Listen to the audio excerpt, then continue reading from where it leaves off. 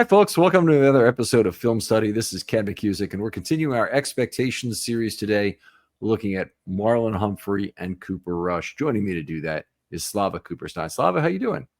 I'm doing great, Ken. How are you? Doing well. It's been a while. You've had a very busy off season so far, I know, and been a long time since we've done the One Last Thing show, and I just got the bad news today that we're not going to be able to continue that this year.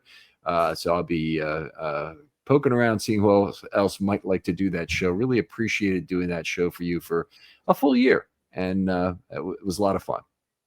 It was great, Ken, but scarcity will just make people want to see the dynamic duo reunite from time to time all the more. All right. Well, we'll be able to do that, certainly. So we're going to talk about Marlon Humphrey and Cooper Rush. We'll start with the undercard to this pairing, which is clearly Rush, 32 years old in November, 2 years on his contract with a maximum of $12.2 million. A lot of that is playing time related, so we certainly hope those incentives are not met. It'd be one of the really good things for the Ravens would be if he didn't play very much. Came out of Central Michigan way back in 2017. He's not a youngster, at 32 years old. 9-5 career records. So as backups go, that's pretty darn good. And if you look at Josh Johnson, who'd been around the NFL forever, he had a terrible record in his actual starts. Absolutely, and I was actually pretty surprised at his touchdown to interception rate during that time, which I believe was a sort of like a 2-to-1 ratio or close to that. And in an offense like the Dallas Cowboys, they're very passing focused, right? So you would think that. Not that I, sat there and watched all of Cooper Rush's film. You would think that he had a lot of opportunities to screw up and didn't as badly as many backups do. Yeah, didn't get his first start until age 28, but he's 9-5, and that there aren't too many backup quarterbacks who've done that. 12 TDs, 5 interceptions. He's taken 13 sacks, 83.8 passer rating. Honestly, that's pretty damn good for a backup quarterback. And that happens to be both his career rating and his 2024 rating. Not a great net yards per attempt at 5.8, but one of the things I'm seeing certainly at the facility is that he gets rid of the ball very quickly. So see receiver throw. Decent pocket awareness. That's really important given his lack of mobility. And it'll be a big change if he ever comes into a game because he's a lot different quarterback than Lamar Jackson. Yeah, I mean, this is a change that I'm glad they made. I mean, I know that we went with Josh Johnson last year, but when Snoop was the backup quarterback for a number of years, the Ravens, I don't think ever explicitly stated this, but the sort of central thesis that everybody who wanted to talk about Snoop was, oh, Lamar runs and Snoop runs. He's a good fit. And I just found that line of reasoning to be astonishingly stupid because it's what you need your quarterback to do above all else is pass. That's the position. If a quarterback can run, then great. I mean, we're obviously thrilled here in Baltimore that Lamar Jackson is probably the biggest running threat at the position in the history of the league. That's wonderful. But Lamar has improved every single year as a passer. He is an elite passer of the football. And you have to, in order to be able to keep your offense running, you need your backup to be able to credibly pass the ball because otherwise they're just going to key in on the run, and that's that. It makes your team way too one-dimensional. So I think this is a good philosophical change, and I think Cooper Rush has a lot more gas in the tank than, say, a Josh Johnson. Yes. Yeah. I mean, obviously there's about 8 years of age difference there roughly, and Johnson is 1-8 in his career as a starter. So there's a big difference in terms of what they've done on the board. Johnson's extremely well-traveled. They probably love him for other reasons. He's probably a guy who's very good in the quarterback's room and whatnot. But Cooper Rush, I think, as a player, is somewhat ahead of him. Doesn't have the greatest arm strength. very much a below average athlete in general. He had a 2.96 RAS score coming out of school. Smallish hands at 9 1/8 inches. He did fumble the ball 9 times in 2024. That's a little bit concerning. It was only a half season. Some of that's on hits, some of that's on handoffs. There's a mix of things. Probably some was snap exchanges too. But I think when we look forward to 2025, there are a few things I'd like to see, but take some of that. Start us off in terms of what you'd like to see from Cooper Rush, not necessarily getting into the good and the bad season, but just in terms of his own ability. Yeah. So honestly, the thing that stuck out to me more than anything else was exactly what you just said about the fumbles, right? 9 fumbles, that is a lot. If he basically delivered something in line with what he's been doing and just cut back on the fumbles some amount, whether it's something that's like very coachable as far as just ball security techniques, or maybe getting down instead of trying to make a play happen, things like that. Backup quarterbacks obviously are more prone to fumbling. The handoffs aren't going to be as smooth because they don't work with the first team guys as well. They're not necessarily as practiced playing behind the same offensive line. All of these things, if the Ravens have a set of rules, I think, for him that sort of emphasize concepts that will minimize fumbling, and he gets those down, I mean, I'd be perfectly happy with that. Yeah, and that would, I just don't see them running a lot of read option football with Cooper Rush, but that doesn't mean they won't go to the mesh occasionally, pull it out, and try an RPO.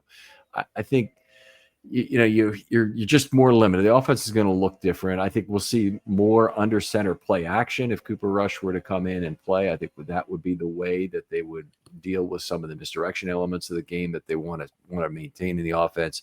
But I think that he has to be good at that. Joe Flacco obviously made a career out of being pretty good at play action. That was something that he maintained all the way through. I think Rush could be an area where he's good. I want to be able to get to the line of scrimmage, move players around in a effective manner. He's a guy who should be able to learn the playbook and execute most of it if they don't ask him to go out of his own personal space. So I think those are the big things. So get to the line of scrimmage, know what you're doing. Pre and post snap reads are at a high level, given he's been in the league for a decade almost. That's what I'm looking for. Yeah, that's exactly right. I mean, I think that we're very fortunate, I think, to have a backup who has had as much meaningful live fire play over the past. I think it was last year, and then not the year before, but the year before that, where he played. Started a number of games, and it's those reps are incredibly valuable. Yeah, he said 13 starts between 22 and 24, so that's most of it. 9 of them came last season. So let's get right into it. What's a good season for Cooper Rush from your perspective? A good season for me would be he plays well enough that they're in the preseason that there's no concern about the backup position. Obviously, they've invested enough money in him that he's almost certainly going to be on the roster, right? But that they don't feel like they need to bring in somebody else to help improve the quality of the backup play.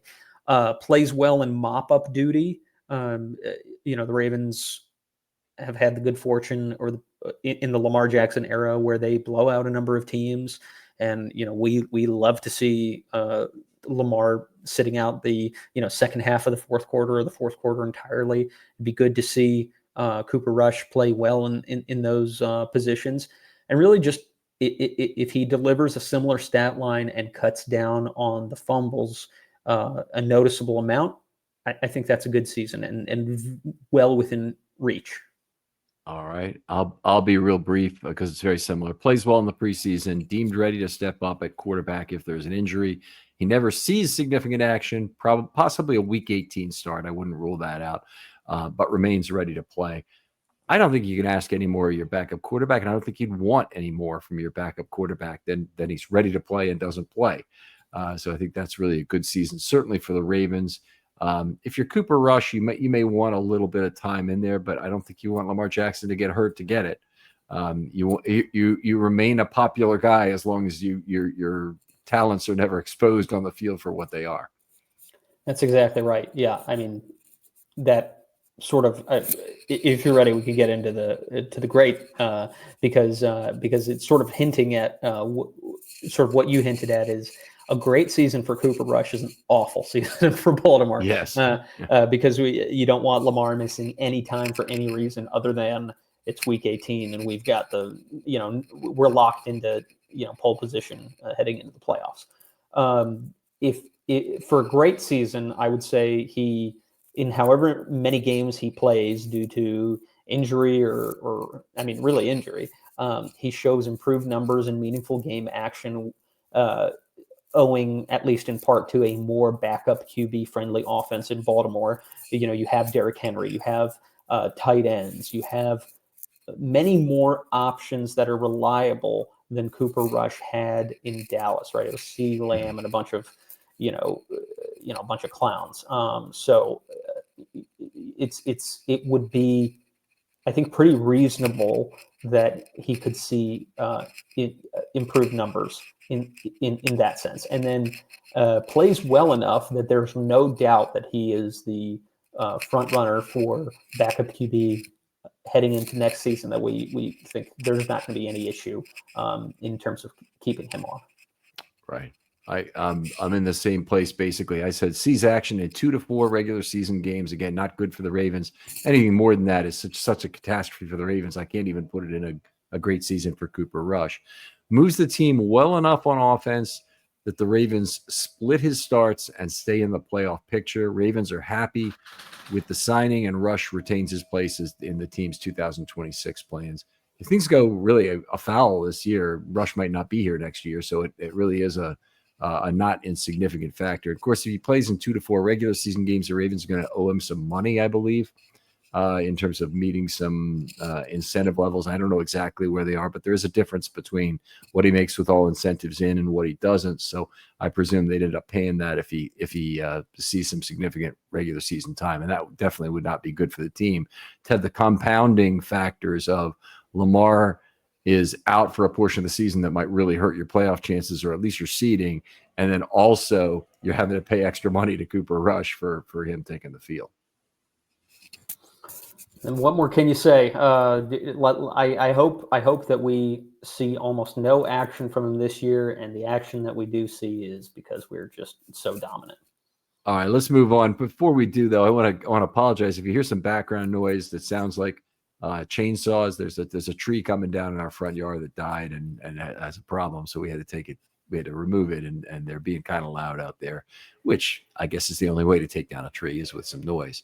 But anyway, Marlon Humphrey, let's talk about him. He'll turn 29 in July, remains at the crossroads. He really was coming into this year, but I think he answered a lot of questions. I don't think there's any question about will he be playing somewhere coming off of his great 2024 season, but there are questions about whether or not he's got a long-term future with the Ravens, and he's another one. He's signed for 25 and 26, but there's a $7.3 million cap savings in 2026 if he's caught. And that is a not insignificant number. And it's one, given the entire context of what's going on, a lot of young guys being re-signed, Lamar Jackson's contract getting more expensive, potentially a Lamar Jackson extension helping keep Humphrey around. That'll be one of the real elements of pearl clutching and hand wringing in the 2026 offseason. Marlon Humphrey, if you remember, Ken, last year when we did this series, I chose Rashad Bateman because I'm a self-proclaimed Bateman truther, and I went on my soapbox about Rashad Bateman and was rewarded with one of his finest season easily. This is why I chose this pairing, because I think Marlon Humphrey deserves to be recognized as the greatest Ravens corner of all time. I know some people prefer corners who show up hungover, Since Marlon Humphrey has been here, I think you would find a difficult time. You would have a difficult time finding anybody who has been better as both an outside corner and a slot corner in the NFL during the time that he's been here. He shows up in great shape. He adds different elements to his game every single season. I mean, last season first of all, to get your second All-Pro 4 or 5 years removed from your last one in today's modern NFL with the passing game that it is incredible. To do that as the slot corner, whereas before you did it as an outside corner, is also incredible. I mean, it was so heartening to see him answer the call and do it in such a resounding fashion. Just a spectacular year. It was a great year by any measure that you want to take, but it started with health. He played 1,000 snaps exactly on defense, playoffs included. That was an 81% increase from 2023. So the last 4 games of the year, I think that he only played something like 26 snaps in 2023, which was a big problem for the team because that included the AFC Championship game where he really tried to give it a go and just couldn't make it work. The 2024 season, though, otherwise in terms of what he did on the field, 87 targets, 6.3 yards per target, which is very good by today's standards for a corner. 3 touchdowns and 6 interceptions. That was his career high. He had 15 passes defensed also, by the way. So from a ball skills perspective, both career highs in those key metrics, and a 62.9 opposition passer rating. Fully deserving of the AP1 designation. There's so much I liked about his game, but I'll start with one thing and I'll let you name something else. Is the physicality remains the calling card. He's still got those baseball bat-like arms, even though he had a great ball skills year. He's still very good at clubbing, and he got some of his PDs from that after the ball arrives. I don't think he had a big forced fumble year. I don't remember if he might have had 1 or 2, but he certainly didn't have 8. So he's been a guy who brings physicality. He's able to rush the passer and play pretty good run defense from that slot corner position. Marlon Humphrey, before last year, you would say that the only thing that is missing from his game really is the ball skills. And he turned in a 6 interception season, which is remarkable this late in his career that he would have, such a increase, more than or doubling his previous high. And, we talk sometimes on the show we talk about how like the versatility can be a code word for jack of all trades, master of none, right? Mm-hmm. But in Marlon Humphrey's case, you'll have people argue that he's better at outside or better at slot, and it's hard to call. He's great at everything. He's extremely physical. He's a great pass rusher. He's very disruptive. He just, his movement, his explosiveness, he has short memory, right? Because there are definitely games where like the first game of the season, maybe Jamar Chase will get him. And then the next game, either the next snap or the next time that they see them, he'll have a great lockdown game. You have great receivers in the league. You have great quarterbacks in the league. The offenses will get their points, they'll get their plays in. That's just the nature of the modern day league. But Marlon is sticks in there and is really strong mentally. Yeah, I wouldn't argue with any part of that. He's been a guy who been one of the most versatile players in the entire NFL the last couple of years in particular. But we're getting to a point where it might be time for Marlon Humphrey to move to safety. It's not in 2025. The Ravens just don't have the backup, the depth at outside corner to get through without him. But it could be coming up on his next contract anyway that he would move to safety and allow Hamilton to move up close to the line of scrimmage. But Humphrey and Starks on the back end would be an outrageous pairing there to be sure, and that would be interesting. I think, if I'm looking at something else, the missed tackle, I got a couple things I really want to see him improve. The first is missed tackles. He had a few more missed tackles this year, and he finished on a bad note. He had a 2.5% missed tackle rate through his first 10 games. He made 40 out of 41 tackles. The last 8 games, he had a missed tackle every single game, which is really not the kind of streak you want to finish with. We harp on recent historical experience as actuaries, and that's something that the recent historical experience is usually the most pertinent. And in Humphrey's case, it's not good. It's a trend he needs to break. His overall missed tackle rate for the season was not utterly terrible. It was 14.2%, which is a little high for a cornerback, but not otherworldly high. But it's substantially higher than his career rate before 24, which was 11.7%. And he'd had 3 straight, really good years prior to 23 as a tackler. Yeah, I guess the only other thing I'd say is keep him off special teams. I don't need him doing it. I was so mad when he got injured on that. What was it?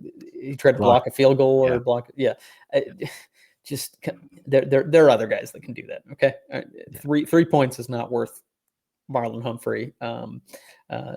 Certainly in a season where we've already lost our Darius Washington, the secondary needs, health is paramount, and Marlon, really helps this, well-oiled machine run. So one other thing that didn't go so well for him last year, despite, all the very gaudy pass coverage statistics, was penalties. He was penalized 11 times. That's something that has got to get a little better. I think in the slot, he's going to have a little more trouble doing that because slot receivers tend to be those change of direction guys who can give a bigger, more physical corner like Humphrey a lot of trouble. And it is one of the downsides to him playing there is that I think that he will be targeted more. Not necessarily terrible if he's picking up a bunch of interceptions, but he will also, or is doing the things rate statistically he did last year, but he is going to pick up more penalties because of it. I think there'll be some stop and go stuff and some other things where the crossing route is too quick for him to change direction on in the same way. He's not the best anymore at trailing a very quick receiver crossing the field. So that's not his strength, even though he still can identify it by instincts. And if we look back to that, I think it was the first Cincinnati game, right? The game in Cincinnati where he undercut the slant route for the interception. That was the key play in turning around that game. Yeah, I think you're right about that. Yeah, I mean he's always been a very physical receiver. I'm wondering whether the amount of moving around that he does can sort of have an effect, and that's just something that you have to live with. But obviously, a player who's as committed to the mental part of the game and as committed to self-study and improving himself as Marlon Humphrey has proven to be, I would not be surprised if penalties were a big thing that he will have focused on by the time the season begins. All right. One other thing about the cornerback group that's kind of interesting this year is that there definitely is a mix of different styles and traits among the three. Obviously, with Wiggins, you have the high-end speed guy, more elfin in terms of his build and less physical.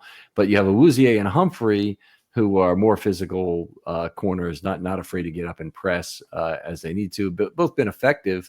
But I guess it brings up the question again, and it's been brought up a number of times before, is it time for the Ravens to start considering traveling at corner?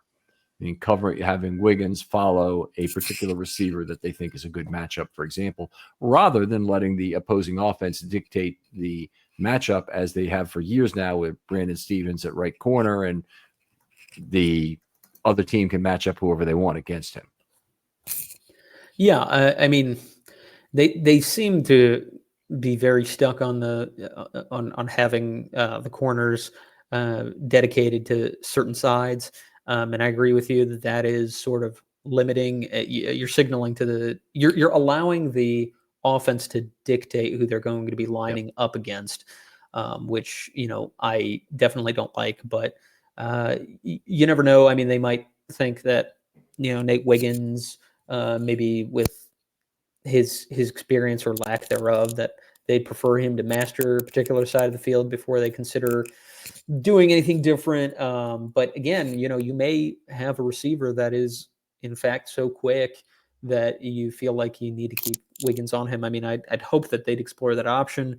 Chuck Pagano, of course, we know is pretty creative, and he's a kind of a employ the solutions that you need in order to be successful kind of coach, which I'm looking forward to seeing the improved coaching in the secondary. Yeah, yeah, I think that that potentially could go very well.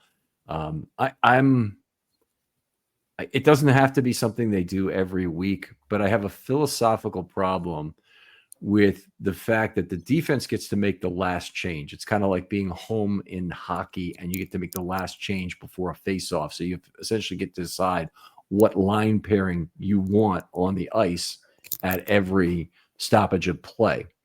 In baseball, sorry, in football, if you have the advantage in terms of being able to put the defensive personnel you want on to react to the offense. And in fact, if the offense makes a change, you're able to then subsequently react to that change, and that can cause delay of game penalties. But it seems like you're giving away part of that advantage anytime you say, "Hey, this is how we're lining up. You guys figure out how you want to do that." And that involves packages, or it involves going to how your cornerbacks are lined up. How you're going to play your safeties. If you just tell the other team it's going to be too high every time, you're losing some of the advantage you have of being able to match up in terms of personnel.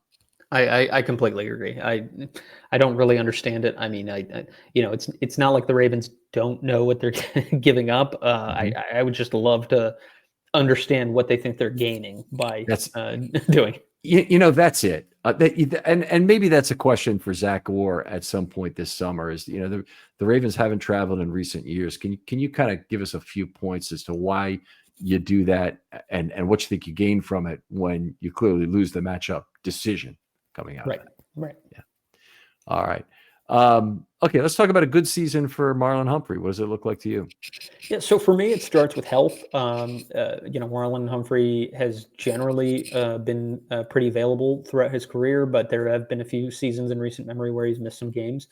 For me, healthy for 13 plus games. I know that missing 4 games sounds like a lot, but oftentimes you get these soft tissue injuries that can linger. So I'm kind of baking in an allowance for something like that. So if he's healthy for 13 plus games, I think a good season would include a limited drop off in play from last year, whether it's just natural regression from an excellent season or, age is starting to catch up with him a little bit. I'd like to see him able to contribute in the run game and continue to be physical when he plays in the slot. And as far as what his overall quality of play is, if he looks like a guy that might be deserving of a Pro Bowl, whether he gets it or not, I'm not talking about retaining all pro caliber play, but if he's somebody who would deserve getting some Pro Bowl votes as one of the better corners in the AFC, I think that's a good season for Marlon Humphrey. Okay. Yeah, I wouldn't agree with that. I think you're being very realistic in terms of the drop off. I said active for at least 14 games, continues to play at a high level in terms of rate statistics with no other specific statistical goals. And that includes, I didn't include a big reduction in penalties in his good season.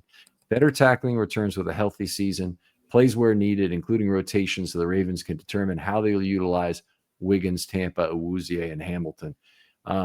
He's really the key piece now. Darius Washington was one of the key pieces before in terms of being able to free up players to play other spaces. Now it's Humphrey. You don't want to have to use Hamilton in an emergency role effectively, and that's where the Ravens are right now. They don't have a third safety who can play the back end. At least it's not apparent who that is. Braden, Kane are going to get a shot this summer.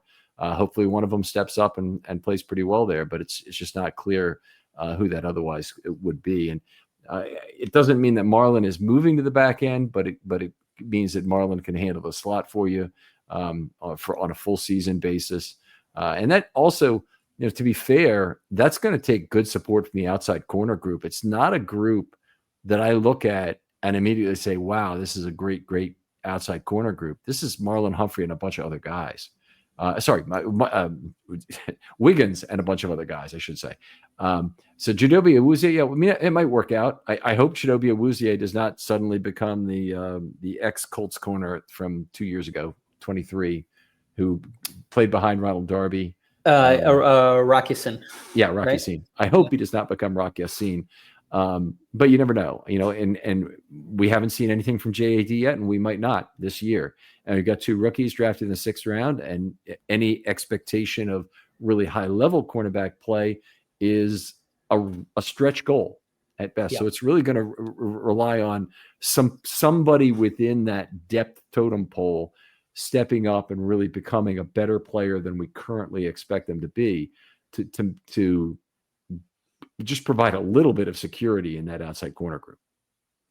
No, I couldn't agree more. And one other point that I wanted to make before we get to the great season is on the topic of regression. I think we should all expect there to be some regression as far as turnovers Yes. for Marlon. I mean, to go from 3 interceptions being your highest in your career to 6, I mean, I think it's reasonable to think that Marlon has improved his game and switched his focus when it comes to interceptions, but that's just a lot for an outside corner. Or I mean, he did play in the slot, obviously, but it is a lot, and so I think people should sort of manage their expectations when it comes to the interceptions. Yeah, if you were to have 3 and 6 as 2 levels you want to attain, the possibility of getting 6 interceptions again it's got to be under 10%. Right. I mean, I wouldn't think it's that high. The chance of getting 3 interceptions again might not be 50%. Right. I mean, reasonably that might be true. Well, go ahead with a great season. What are you pegging it at? So the most important thing for me, healthy for 15 plus games. He retains his all-pro form, whether he gets the award or not. I would say that he maintains a similar level of turnovers, whether that's interceptions or I think more realistically, probably a few fewer interceptions and maybe a few more forced fumbles, because he is very adept at making that happen. And given the Ardarius Washington injury, he's probably going to play in the slot more and therefore have maybe a few more opportunities to mix it up physically and kind of be coming downhill. And plays well enough that he pushes off any consideration of a switch to safety play for another year. We talked about at the outset of last year, could be that, the switch to safety play is coming soon. But I mean, after this most recent year, we said, no, he's definitely locked in. He's answered the questions about what kind of shape he's in. He definitely has, pushed off that conversation. If he can do that for a whole nother year, I think he's had a great year. Yeah, I that would be terrific. I said active for 16 plus games, delivers top flight downhill play, some pass rush from slot cornerback, is the glue that holds the secondary together with fine rotational play on the outside, complemented by time in the at slot corner as needed, reduces penalties, continues to deliver turnovers with a combination of second man and off man skills. So I'm saying both, get some interceptions, get some forced fumbles there, and is back in consideration for postseason honors. Whatever that means. If he makes a Pro Bowl, that's enough. Sure. If he's All Pro 2, that's certainly enough. If he's All Pro 1 again, he's way outshined the 80% level as far as I'm concerned. Yeah, I mean, and some of these things are so fluky, right? Like all of a sudden, a cornerback becomes the cornerback du jour, right? And they rack up the award a couple of years in a row, which again was why it's so impressive that Marlon Humphrey re-entered that conversation after having been out of it for a while. So if he's able to do it again, I mean, that's just spectacular. Yeah, it'd be very cool. Well, Slava, always great talking football with you. Thanks for coming on. Tell folks where they can have a conversation with you about football. I'm on Twitter at Slava Kuperstein. That's SLAVAKUPERSTEIN. All right. Other folks out there, hit me up if you have an idea for a film study short. They're coming in fairly rapidly, but we got about a 6 or 7 week period to record some. Would love to have some supplementary material that's out there in podcast form. So please hit me up. Otherwise, thanks for supporting the show. Like and subscribe if you're on YouTube, and tell that one new person who might not be aware of the podcast where they can listen. And I appreciate you very much for that. Very loyal listeners, and I do not take you folks for granted. Slava, thanks again for coming on. Thanks for having me, Ken. We'll talk to you next time on Film Study. Bye.